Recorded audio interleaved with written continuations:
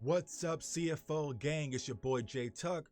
Real Cowboys fans, stand up. And before we dive into camp, I gotta give a huge thank you to everyone who watched my video yesterday about Kellen Moore and the no ID offense. If you didn't check that out, go ahead and hit that link above and let me know about your feedback. But I got great responses, so I appreciate everyone for taking the time to watch that video as we learn more about the Dallas Cowboys offense. But let's go ahead and get into it. So today is the one of the last 2 days the Dallas Cowboys will have pads on out there in Oxnard. And what I like today, I saw the offense get back into rhythm.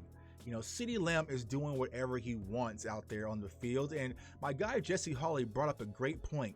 He said, if I'm CeeDee Lamb, I'm going to my coaches or whoever I got to and say, hey, I need to see more double teams, because that's what he's going to see in the NFL season. But right now you're seeing him with one-on-one coverage, and he's pretty much out there feasting. Another guy who's out there feasting is Simi Fehoko, our 5th round pick from last year. Even though some people act like he's an unknown, we were very high on Simi last year coming out of Stanford, and so I'm liking what I see from Simi.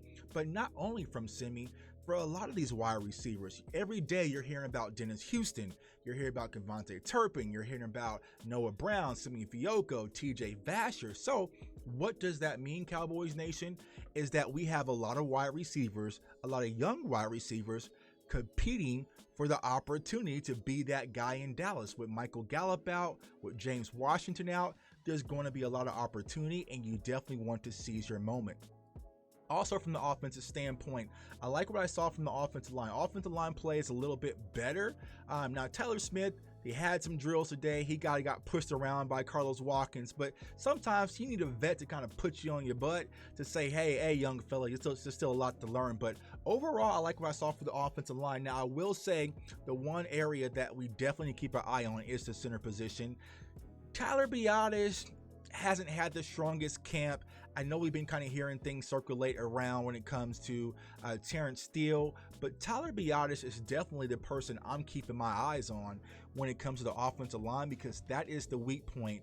I strongly consider that, and we really don't have a guy that you can bring out there that can really fill that void if he doesn't pan out at the center position. So we definitely got to keep our eye on that. But overall, a good day for the offense. I like what I see from the offense. Everyone's in rhythm. Will Grier is taking on the quarterback 2 position. I feel like Will Grier, it's the backup quarterback too. It's his position to lose. He's off to a great start in camp, and I'm excited to see if he's going to carry that throughout preseason, which I think he will, because I feel like he's played much better than Cooper Rush thus far, and you're seeing him in rhythm with the wide receiver as well. So he's getting a lot of reps with the number 1 wide receivers, which can also be kind of an indication like, where's the Cowboy leaning towards? Now, I said this numerous times before. I think the Cowboys are going to favor Cooper Rush just because he's a little bit veteran guy, but I like what I see from Will Grier. On the defensive side of the ball, man, you look at my guy, Tristan Hill. Tristan Hill said, nah, bro, put some respect on my name. And like I said, I don't like to harp on drills because it's practice. We're talking about practice. But look at my guy, Tristan Trill, with that one arm extended, just putting him on his butt. That's Braylon Jones, our guard out of Nebraska last year. But I'm loving what I'm seeing from Tristan Hill. And like I told you guys, if I had to put all my chips in on a player that's going to break out, I'm putting it on my dog, Tristan Hill. He's having a great camp thus far, and I like what I see from him in the interior. The interior defensive line is looking solid with Neville Gallimore having a great camp. Osa is doing his thing. Tristan Hill, like I said, Carlos Watkins as well. So I'm liking that rotation. 2 names I need to hear about a little bit more is John Ridgeway and also Quentin Bohanna. I would like to see them get more reps, but as of right now, I'm liking what I see from our interior. And also from the edge, DeMarcus Lawrence is having a great camp. You know, it's kind of expected from our veteran leader, but I'm liking what I'm seeing from D-Law, because you're hearing about Terrence Steele, right? But Terrence Steele is battling with D-Law, who is a proven veteran. I like the new lean, sleek DeMarcus Lawrence out there, and I feel like he's going to have a great season. Also, Micah Parsons was doing a lot in coverage today. He had an interception. Now, he was a little grabby. I'm not gonna lie, it might have been a flag or two, you know, but I like what I saw from Micah Parsons. LVE was out there playing as well. You also had your Bill Cox kind of back at practice. And our guy, Marquise Bell, was getting some opportunities. He had a pass breakup on Dak Prescott.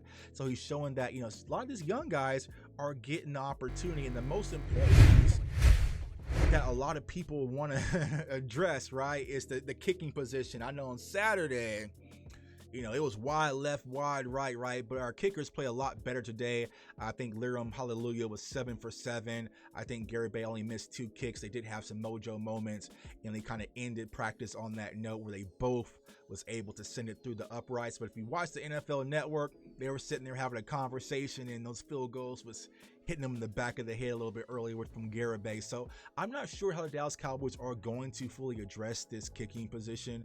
I feel like Liram should be the lead dog as of right now, but of course it's just practice, so we'll see what happens in preseason when the lights come on.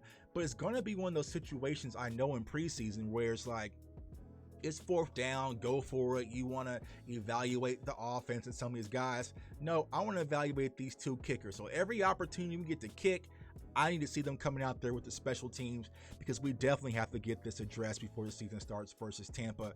Also, our guy Trayvon Diggs had a post-camp interview today. He brought out Little Aiden, man. Little Aiden's a superstar. Little Aiden said the Dallas Cowboys are going to win the Super Bowl. I'm rolling with you, Aiden.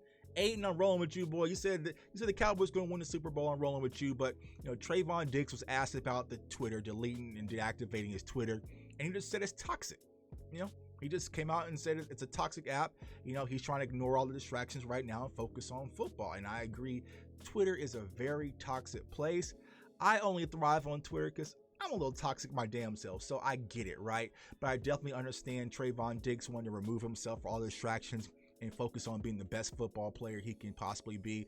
Mike McCarthy had a pre-practice interview as well, spoke very highly about a lot of situations. Like I said, they're getting ready to pack up and leave from Oxnard, get prepared for Denver, and they will be going back to the Ford Center in Frisco, where they're going to have some open practices. So if you're in the Dallas area, definitely go check out our Cowboys as we ramp up for the NFL season. So we're almost there.